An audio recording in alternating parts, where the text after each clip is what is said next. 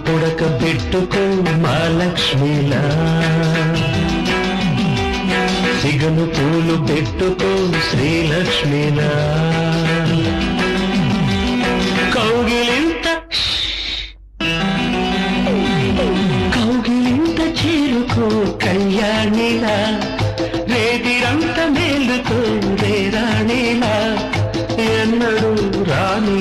మల్లెల రాత్రి హాయిగా ముక్కు పుడక ఎందుకు